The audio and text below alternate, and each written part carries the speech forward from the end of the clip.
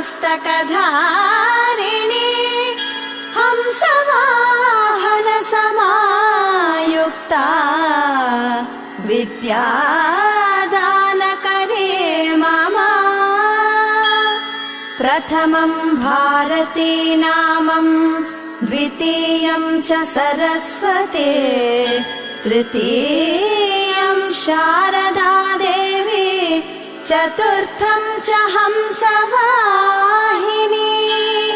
पंचमं जगति ख्यातं षष्ठं च वागीश्वरी तथा कौमारी सप्तमं प्रोक्तम् अष्टमं ब्रह्मचारिणी नवमं बुद्धिदात्री च दशमं वरदायिनी एकादशं क्षुद्रघण्टा द्वादशं भुवनेश्वरी ब्राह्मी द्वादश नामानि त्रिसन्ध्यं या पठेन्नरः सर्वसिद्धिकरी तस्य प्रसन्ना परमेश्वरी सा मे वसतु जिह्वाग्रे ब्रह्मरूपा सरस्वती।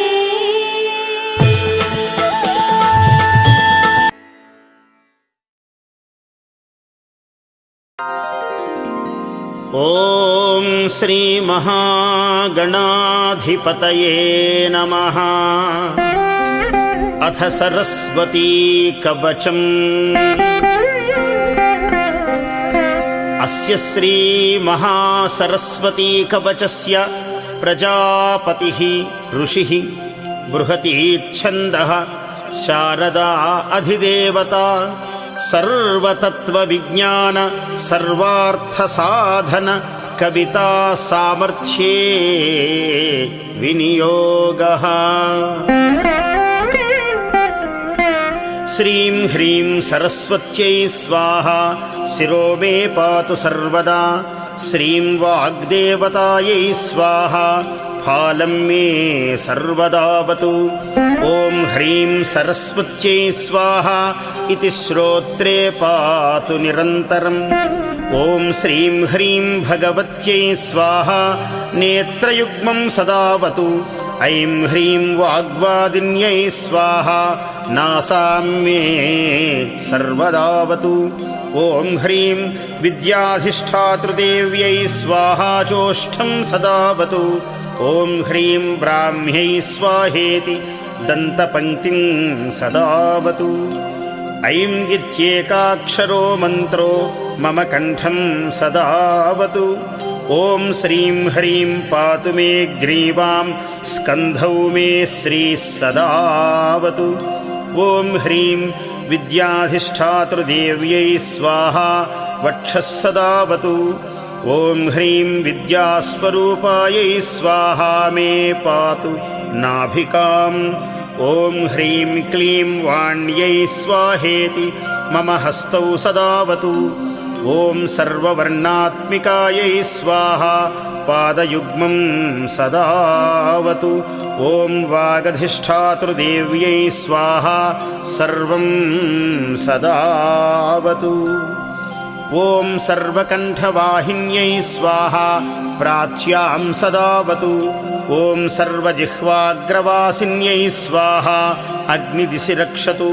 ॐ ह्रीं श्रीं क्लीं सरस्वत्यै बुधजनन्यै स्वाहा सततं मन्त्रराजोऽयं दक्षिणे मां सदावतु।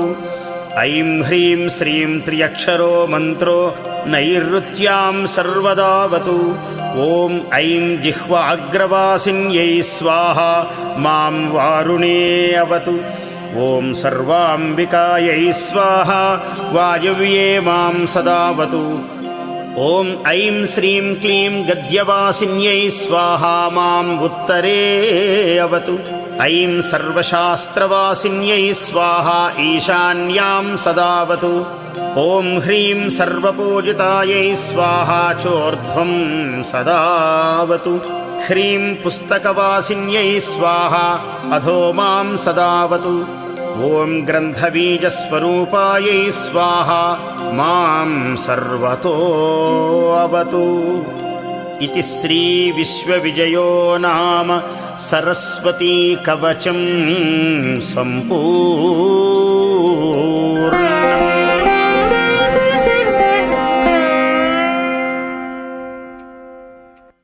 గురుగారు మరో ఉత్తరం చూద్దామండి. తిరుపతి నుండి సుకన్య పంపించారు. సరస్వతీదేవి అనుగ్రహం కోసం చిన్నారులు ప్రతినిత్యం పఠించాల్సిన శ్లోకం లేదా మంత్రం ఏంటి అని అడుగుతున్నారు. చాలా సులభం. ఇందాక కూడా చెప్పాను మీకు ప్రారంభంలో. సరస్వతి కవచం ఒకటి ఉంది. అది పెద్దది కాదు, కేవలం 14 శ్లోకాలు. అది దేవీ భాగవతంలో 9వ స్కంధంలో ఉంటుంది. కృష్ణుడు రాశాడు దాన్ని. యాజ్ఞవల్క్యుడు అనేవాడు అది చదివే శాపం పోగొట్టుకుని మళ్ళీ పండితుడయ్యాడు. అంతి 14 శ్లోకాలు చదవలేమనుకున్నవాళ్ళు, అది బ్రహ్మవైవర్త పురాణంలో కూడా ఉంటుందిలేండి. కుదరదనుకున్నవాళ్ళు ఒక్క శ్లోకం చదవండి. ఆ శ్లోకం నేను మీకోసం స్పష్టంగా చెబుతాను. జగద్ధాత్రీం అహం దేవీం ఆరిరాధయిషు శుభాం స్తోష్యే ప్రణమ్య శిరసా బ్రహ్మయోనిం సరస్వతీం. ఇంకొక్కసారి చెబుతానన్నమాట. జగద్ధాత్రీం అహం దేవీం ఆరిరాధయిషు శుభాం స్తోష్యే ప్రణమ్య శిరసా బ్రహ్మయోనిం సరస్వతీం. ఈ శ్లోకం మార్కండేయ పురాణంలో మదాలసా చరిత్రలోది. ఇది కూడా చదవలేని వాళ్ళు ఉంటే ఓం ఐం ఓం ఐం ఓం ఐం. ఈ ఐం అనేది వాగ్బీజం.